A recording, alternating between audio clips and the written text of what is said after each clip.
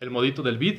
y la modificación a la ley de presupuesto. El presidente no quiere entender cómo funciona el mundo, cómo funciona una democracia liberal. Una vez más demuestra que no escucha a sus asesores ni gabinete. Si gran parte del mismo ya había celebrado el acuerdo de empresarios con el Banco Interamericano de Desarrollo, es obvio que se le tuvo que haber explicado al presidente que el préstamo era sobre las facturas futuras de pequeños empresarios que constituyen la cadena de valor de la operación de grandes empresas. Estas últimas serían las que respaldarían esos préstamos, una medida de apoyo a las micro, pequeñas y medianas empresas por parte de las grandes empresas como garantes y el BID como prestamista. Una sinergia de la sociedad civil, una característica de la democracia liberal que el Estado puede aprovechar para dar solución efectiva y con ayuda a los grandes problemas que ningún Estado puede resolver por sí solo. La gobernanza se da naturalmente en un Estado de Derecho y si se implementa como estrategia con planeación, incrementa el índice de democratización de los asuntos públicos a través de la participación de todos los sectores y poderes. Sin embargo, la Cuarta Transformación ha pugnado por una concentración del poder en la figura presidencial que reniega de la capacidad de poder de otros sectores y poderes constitucionales.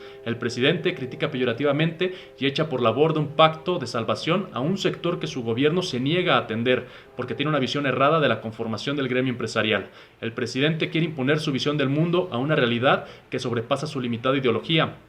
No puede llamarse imaginación a esa anquilosada y anacrónica utopía. La imaginación tiene como principio la creatividad y como consecuencia el dinamismo, la ideología, la terquedad y el impasse. Un presidente con esas características manda una propuesta de decreto a la Cámara de Diputados para reclamar el ejercicio de la atribución del legislativo, que es a la vez la herramienta que genera el dinamismo, el desarrollo y crecimiento económico y genera el valor público a través de la asignación del presupuesto consensuado por todas las fuerzas políticas. Una medida que suprime la división de poderes, la distribución de las competencias del ejercicio del poder para hacerlo democrático e incluyente. La desproporción de la medida radica en que el presidente no la requiere, tiene una mayoría en la Cámara que le aprueba lo que mande. Bien hubiera hecho en pedir a su gabinete un análisis de cada una de las dependencias en el cual señalen en dónde hay grasita de dónde cortar, así como lo externó el secretario de Salud y debilitó al sistema de salud en el peor momento frente al coronavirus. Una vez con este análisis, que implicaría todo un esfuerzo de planeación, el Ejecutivo bien podría mandarlo a la Cámara como propuesta de reasignación del presupuesto, para ser fácilmente aprobado por Morena y su sobrerepresentación legaloide e inconstitucional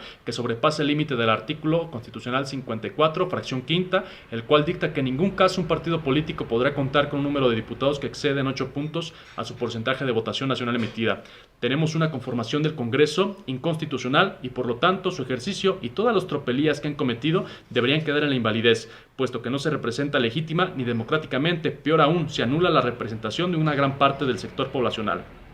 No obstante ese enorme detalle, el seguir con el respeto a la división de poderes es necesario, de lo contrario las acciones del presidente exacerbarán su inmediatismo, improvisación y descobijo de áreas fundamentales para las y los mexicanos, que son irrelevantes para él y su proyecto político. Por último, la propuesta del decreto señala que en caso de emergencia económica, la Secretaría de Hacienda, de la cual ejerce funciones el mismo presidente, se encargue discrecionalmente de la reorientación del gasto. Sin embargo, con el escenario previo del mal manejo del país por esta administración, que derivó en una recesión económica antes del COVID, con el escenario actual de la economía global y nacional paralizadas por la pandemia y los precios del petróleo por los suelos, el país lamentablemente permanecerá lo que resta del sexenio en ese estado de emergencia que enuncia el decreto, para lo cual las modificaciones le servirán al presidente para eliminar de facto y acaparar la función más importante del legislativo, que es la asignación presupuestal, para usurparla a contentillo del excluyente proyecto político del presidente. Por eso la pandemia le vino como anillo al dedo.